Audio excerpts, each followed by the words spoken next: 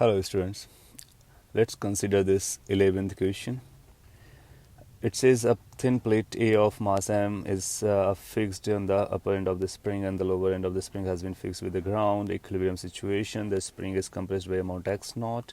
Another plate of twice m mass, which is called B, is dropped when plate A, which is 3x naught height above the plate A, and is later going to hit the plate A.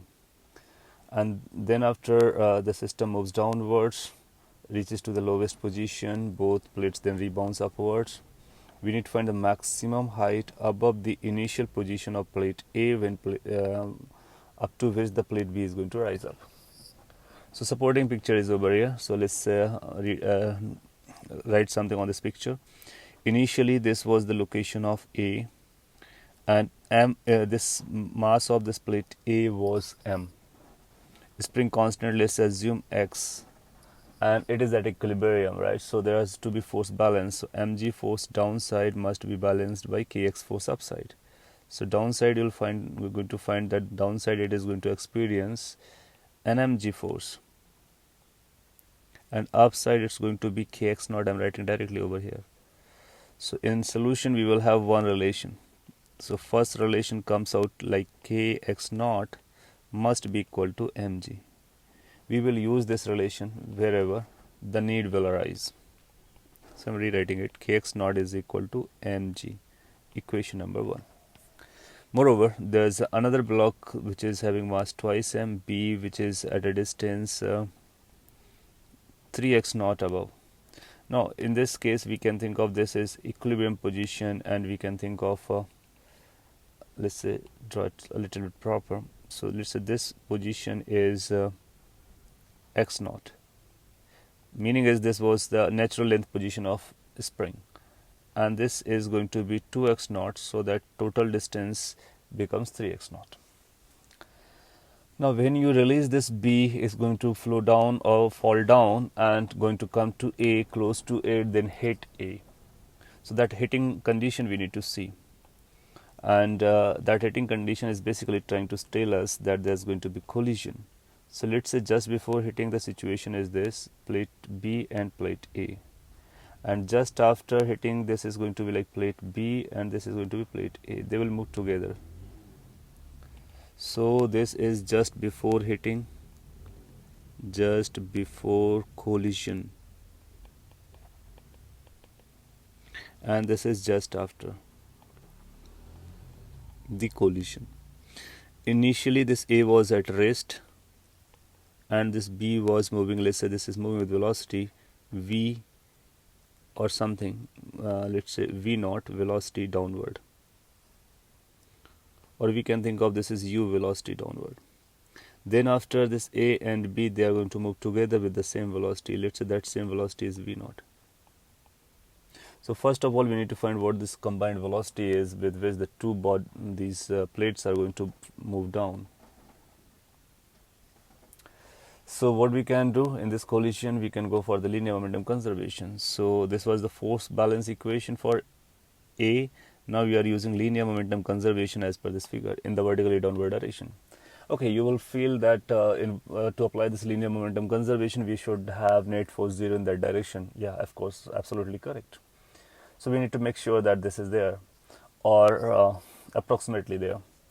Now you'll find both are experiencing gravitational force downside, but this gravitational force is not impulsive, we know that. Moreover, this spring force is spring is connected over here, so at equilibrium the spring is applying no net force. Spring is applying a force which is balanced by this.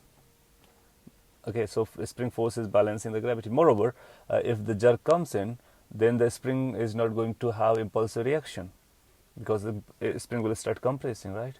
So there's no this impulsive force coming in. That's why we can go for the linear momentum conservation. So justification of linear momentum conservation should be there. So we will say like initially momentum, which is basically twice m mass moving with velocity u, hits the body, and that entire mass, which is 2m plus m, that is 3m, moves with velocity v naught. So this gives us that the combined velocity is going to be equal to 2 by 3 times u. Now finding u is not difficult.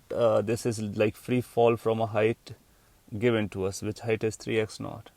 So can we say this u is going to be equal to, let me write over here, u is going to be under root 2gh. H is going to be 3x naught.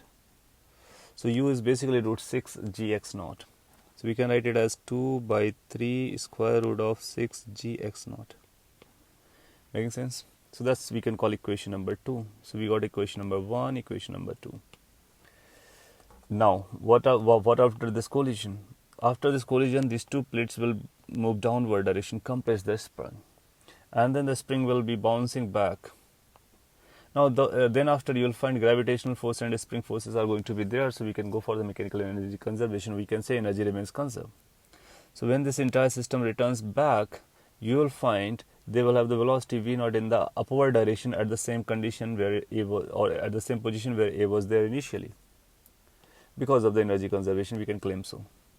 But we need to see what we need to find. We need to find the maximum height up to which b rises up from initial location of or position of a. So we need to see where b is going to detach from a. So a and b, when they are returning back or upward, you will find they will move together till the spring applies force. Spring pushes the system. The moment a spring stops pushing up, or later it will pull down, then a will not move along with b, so b will become free under the gravity. So you will find when this entire system returns back to this natural length position of the spring, you will find they will be having detaching, or they will be detaching each other. Then b will be free to move. So we can apply the mechanical energy conservation. So I'm applying mechanical energy conservation between two locations, which just after collision and then reaching to the natural position of a spring after bouncing back. So mechanical energy conservation between just after the collision. This was important point to understand. Just after collision and when a spring comes at its natural length after bouncing back. So if you got this point, then we are conceptually there, and it's remain a little bit calculation to get answer. So when it comes to this natural position and just after collision, these are the two locations we want energy to be conserved. Why we are choosing these two? As simple as anything, because before just after condition, you will find that there was a collision taking place, so energy was not conserved. Some energy must have lost during the collision. Secondly, after the collision, you will find the energy is conserved, and we are choosing the natural position just because at natural position b is going to detach from a. So let's say that combined velocity, when they are at natural length of the spring, they will have some combined velocity. Now let's say that combined velocity in the upward direction is v. We are interested in this velocity. So this situation is at the natural length of the spring. So we will say mechanical energy conservation will say initial total energy, which is going to be half kx naught square. This is the potential energy stored in the spring, plus the entire system was moving downward with velocity v naught. That means there is going to be kinetic energy half the total mass, which is 3m, with the velocity v naught square.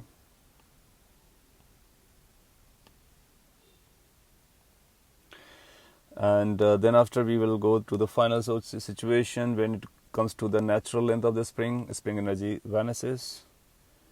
And since this entire system rises up from this location by x naught, so there will be gain in the potential energy, which is of gravitational. So entire mass is 3m. G, the height it rises up to, is x naught from the condition that we have considered as initial one. Okay. So that's going to be gravitational potential energy gain, plus still they are moving together with the same velocity. So this is half the total mass is 3m into v square. This is equation number 3. Now these three equations will let us know what the v is, this v square is. Once we got this v square, we can find out then after b is going to move independent of a.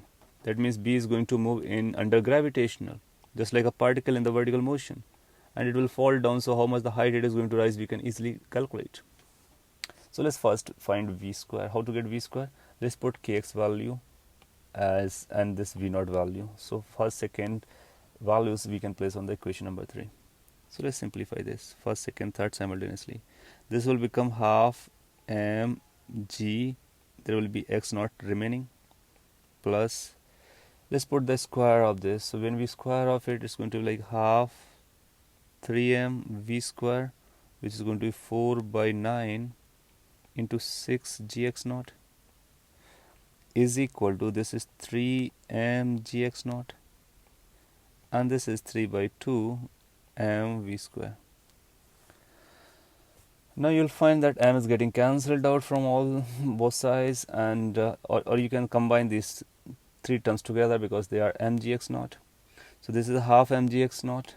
This is going to be basically 3 cancels, and there is going to be one more 3 and 2 cancel. This like going to be 4. So we are having half plus 4 minus 3, that means 1 plus half, that means 3 by 2. So we can write it like 3 by 2 mgx naught is going to be equal to 3 by 2 mv square. So this tells us that v square is basically gx naught. Now if we got the velocity v square as gx naught, then we can find how much height it goes above from this location, the location of natural position of the spring. So we can find that later on, let's say this rises up to height h. Now then after it will fall down, so let's say total height it rises up is h, capital H we can call it. So we can say applying the formula in the vertical direction maximum height case, so that's h is going to be equal to v square upon twice g. Now v square is gx naught divided by twice g, which is going to be basically x naught by 2. So this says that block B or this plate B is going to rise up to a distance x naught by 2 from this natural position of the spring. But the question is demanding that find the maximum height from the initial position of A. Initial position of A was x naught downside. So the total height is going to be x naught plus the h we have calculated. So we can say max height or desired height of B from initial A location, from initial A position, is going to be equal to h plus x naught. So that's going to be x naught by 2 plus x naught, which is basically will become 3x naught by 2. And this will become our final expression or answer of this question. Okay, if you got it, purpose is done. Thank you.